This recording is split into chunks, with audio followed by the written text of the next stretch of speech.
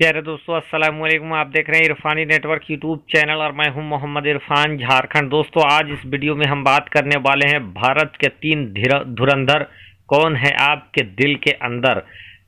कौन वो हैं इन तीनों में से जिनके लिए आपका दिल धड़कता है, जिनको आप फॉलो करते हैं, जिनकी हर एक गतिविधि पे आप नज़र रखते हैं, जिनके हर एक काम पर आपका नज़र होता है और इनका काम समाज के लिए असरदार होता है।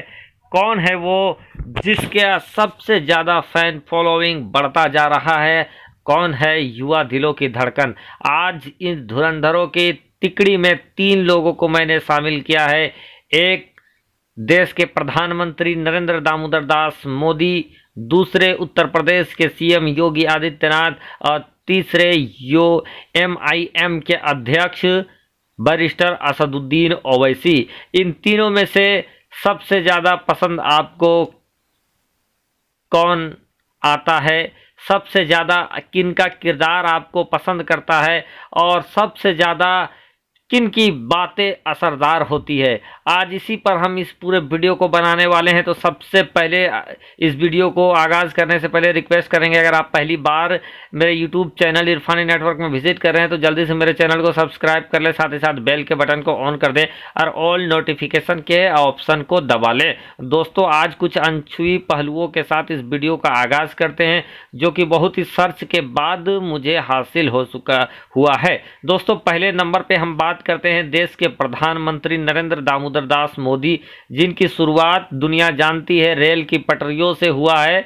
और खुद नरेंद्र दामोदर दास मोदी ने इस चीज़ को अपने चुनावी कैंपेन का हिस्सा बनाया। मोदी चाय वाला ये पूरे कैंपेन चला, चौपाल ये कैंपेन चला और लोगों को बताया गया कि कैसे एक आम इंसान जो कि चाय बेचता था रेल की पटरियों में, वो देश का प्रधानमंत्री बन गया। तो दोस्तों, पहले इंसान जिनकी बात हम कर रहे हैं, देश के प्रधानमंत्री, गुजरात के पूर्व मुख्यमंत्री नरेंद्र दामोदर दास मोदी, जिनकी शुरुआत रेल की पटरियों में चाय बेचते हुए हुआ। साथ ही साथ एक भाषण में नरेंद्र मोदी खुद कहते हुए नजर आ रहे हैं कि वो 35 सालों तक भिक्षा भी मांगे हैं।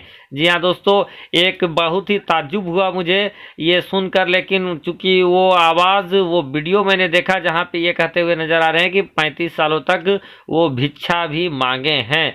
तो दोस्तों, एक आम इंसान जिसने भिक्षा मांगी, एक आम इंसान जिसने रेल की पटरियों में चाय बेचा, लेकिन अपने संघर्ष के बूते, अपने तमाम तर काम के बूते अंततः वो देश के एक ऐसे अहम पद पर जाकर विराजमान है जिनको दुनिया प्राइम मिनिस्टर का पद कहती है, प्रधानमंत्री का पद कहती है, और हिंदुस्तान के अंदर ये पद काफ़ी सम्मानित, प्रतिष्ठित और पावरफुल होता है। तो दोस्तों, हिंदुस्तान के एक चाय की पटरी से उठकर हिंदुस्तान के सबसे बड़े पद पर बैठने वाले शख्स नरेंद्र दामोदर दास मोदी, इनके भी अपने अपने चाहने वाले हैं, इनकी भी अपनी कहानी है। लोग इनके शिक्षा के ऊपर भी सवाल उठाते रहे हैं, इनके डिग्री के ऊपर भी सवाल उठाते रहे हैं, लेकिन हकीकत तो ये है कि तमाम तर सवालों के साथ, तमाम तर सवाल उठने के बावजूद नरेंद्र मोदी ने दूसरी बार हिंदुस्तान के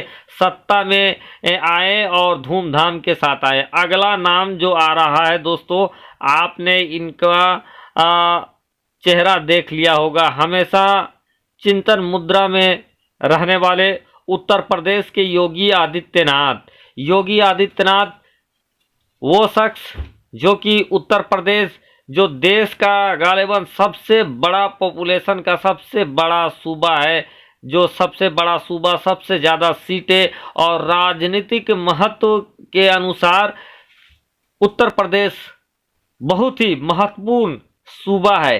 कहा जाता है कि दिल्ली के सल्तनत में वही काबिज होता है जिसका पकड़ उत्तर प्रदेश के सियासत में होता है। और इसमें कोई शक व शिबा नहीं है कि फिलहाल इस बड़े सियासत, इस बड़े सूबे के जो सूबेदार हैं वो है योगी आदित्यनाथ। योगी आदित्यनाथ गोरखपुर मठ से जुड़े हुए हैं और कई बार गोरखपुर के सांसद भी रहे हैं और फिलहाल उत्तर प्रदेश के मुख्यमंत्री हैं। इनका रिश्ता मुसलमानों के साथ, जैसा बताया जाता है, मुसलमानों के साथ इनका तालमेल कुछ ठीक ठाक नहीं होता है।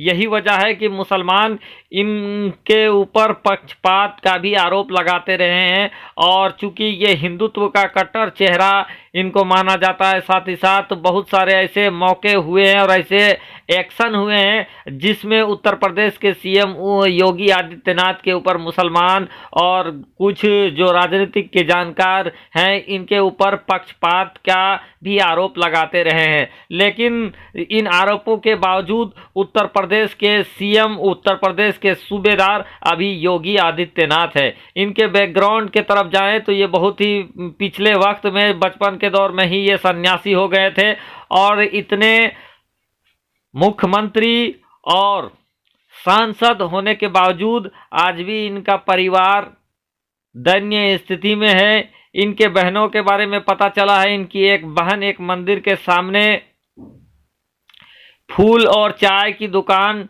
बिस्कुट बेचकर अपना दिनचर्या चलाती है, अपने घर का पालन पोषण करती है। तो ये बताया जाता है कि बड़े बड़े मंत्रालय, बड़े बड़े पोजीशन में रहने के बावजूद भी योगी आदित्यनाथ खाली के खाली हैं। उनके घर वाले अभी भी बुरे हाल में हैं, तंगी के हाल में हैं। यानी कि जो भी किया है इन्होंने अपने विकास के लिए किया है, अपना रुतबा इनका बढ़ा है, इनके परिवार या इनके माल में कोई भी बढ़ोतरी नहीं हुआ है, जैसा कि जानकारी, जैसा कि रिपोर्ट के अनुसार सामने आया है। दोस्तों अब तीसरे नंबर पे हम बात करने वाले हैं बैरिस्टर असदुद्दीन ओवैसी की। बेशक बैरिस्टर असदुद्दीन ओवैसी का सियासी तामझाम उतना ना हो, बेशक बैरिस्टर असदुद्दीन ओवैसी के एमपी सदस्यों की तादाद उतना ना हो, बेशक बैरिस्टर असदुद्दीन ओवैसी के एमएलए के तादाद उतना ना हो, लेकिन दोस्तों हर चुनाव में बैरिस्टर असदुद्दीन ओवैसी की धमक लोगों को अपनी तरफ खींचती है और असदुद्दीन ओवैसी को कोई अपने पक्ष में मानते हैं तो कोई कहता है कि ये भाजपा को जिताने के लिए आए हैं। लेकिन दोस्तों सच्चाई तो ये है कि आज बेइंतहा लोग बैरिस्टर असदुद्दीन ओवैसी से मोहब्बत कर रहे हैं और इसका सबूत भी कई मौक़ों पे देखने को मिला, जब सिर्फ एक झलक पाने के लिए लोग लाखों की तादाद में असदुद्दीन ओवैसी को देखने और सुनने के लिए लोग इकट्ठे होते हैं। दोस्तों हमेशा असदुद्दीन ओवैसी के बारे में ये बोला जाता है कि ये गरीबों की आवाज़ उठाते हैं और दलितों, मुसलमानों की आवाज़ बनकर, मुसलमानों का एक मुखर चेहरा बनकर हिंदुस्तान के पटल पर उभरे हैं बैरिस्टर असदुद्दीन ओवैसी। पढ़ाई इनका, चूँकि ये बैरिस्टर हैं तो आप इनकी पढ़ाई के बारे में आप जान ही सकते हैं और जो हाजिर जवाबी लोगों के सवालों का जो जितनी कुशलतापूर्वक जवाब देते हैं, इसकी वजह से हिंदुस्तान के जो सबसे बड़े बड़े वक्ता हैं उन वक्ताओं में से एक असदुद्दीन ओवैसी को भी गिना जाता है, माना जाता है। अपने जवाब से आगे चाहे कोई एंकर हो, चाहे कोई बड़ा से बड़ा लीडर, सबको निरुत्तर करने में दक्ष बैरिस्टर असदुद्दीन ओवैसी सक्षम है। इस चीज़ में असदुद्दीन ओवैसी को एक बेहतरीन वक्ता, एक बेहतरीन एमएलए के रूप में, एमपी के रूप में जाना जाता है, माना जाता है। क्योंकि असदुद्दीन ओवैसी जब भी संसद में होते हैं तो सिर्फ भीड़ का हिस्सा ना होते हुए बल्कि ये देश से जुड़े मुद्दे उठाने की कोशिश करते हैं, उठाते हैं, साथ ही साथ सरकार से सवाल पूछते हैं। तो दोस्तों इन तमाम खूबियों की वजह से असदुद्दीन ओवैसी एक देश के अंदर, देशवासियों के अंदर एक अलग मुकाम रखते हैं और दिन प्रतिदिन इनका रुतबा, इनका ओहदा बढ़ता ही जा रहा है। तो दोस्तों आज इस वीडियो में हमने 3 नामी गिरामी लोगों के बारे में बात किया है।